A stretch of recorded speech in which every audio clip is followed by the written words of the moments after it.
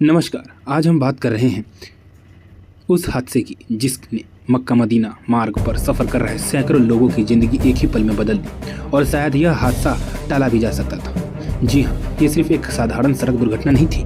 इसमें कुछ ऐसे पल थे, कुछ ऐसी स्थितियाँ थी जिनकी वजह से बस में सवार यात्रियों को बाहर निकलने तक का मौका नहीं मिल पाया। रात का समय था, सड़क शांत थी, बस मक्का से मदीना जा रही थी। यात्रियों में से कोई लोग झपकी ले रहे थे, कुछ दुआ पढ़ रहे थे और कुछ कैमरे में रास्ते की रोशनियां कैद कर रहे थे। लेकिन तभी सामने से आ रहा एक डीजल टैंकर अचानक बस की लेन में झुलता हुआ दिखता है। कुछ सेकंड का फासला, बस ड्राइवर ब्रेक और स्टीयरिंग दोनों से स्थिति संभालने की कोशिश करता है, लेकिन बहुत देर हो चुकी होती है। टैंकर में मौजूद ईंधन सड़क पर फैलता है, जिससे कुछ ही सेकंड में आग बस तक पहुंच जाती है। यात्री उठते हैं, चिल्लाते हैं, बचने की कोशिश करते हैं, लेकिन आग इतनी तेज है कि आगे की सीटों पर बैठ लोग बाहर तक नहीं पहुंच पाते। यही वो 30 सेकंड थे जिनमें 42 से ज़्यादा जानें चली गई।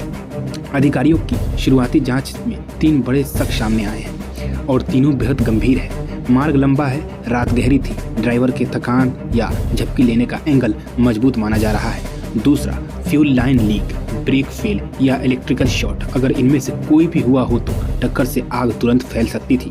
फोरेंसिक टीम इसी बिंदु पर सबसे ज़्यादा फोकस कर रही है। तीसरा, मदीना मक्का हाईवे पर स्पीड लिमिट ज़्यादा है। जांच टीम को संदेह है कि दोनों वाहन गति कम नहीं कर पाए, जिसमें बचाव का समय लगभग खत्म हो गया। प्रत्यक्षदर्शियों का कहना है कि आपातकालीन निवास यानी इमरजेंसी एग्जिट तक धुआं और आग इतनी तेजी से पहुंच गई कि कई लोगों को पता ही नहीं चला कि किस दिशा में भागे। यही वो वजह है जिसकी जांच सबसे गंभीर तरीके से की जा रही है। क्या बस में सुरक्षा मानकों की कमी थी? अभी तक 42+ मौतों की पुष्टि है, घायलों की हालत गंभीर है। भारत, पाकिस्तान और अरब देशों के यात्रियों की पहचान जारी है।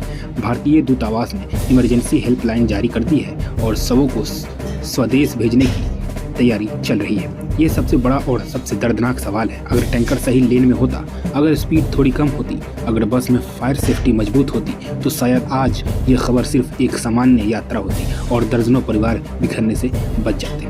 इस हादसे में सबसे डरावनी बात आग नहीं थी, बल्कि वो कुछ ही सेकंड थे जिनमें इंसान का भागना, सोचना और बचना सब कुछ खत्म हो गया। हमारी संवेदनाएं सभी परिवारों के साथ है। जांच रिपोर्ट जैसे ही आधिकारिक रूप से जारी होती है, आप तक उसकी सबसे सटीक जानकारी हम पहुंचाने का काम करेंगे।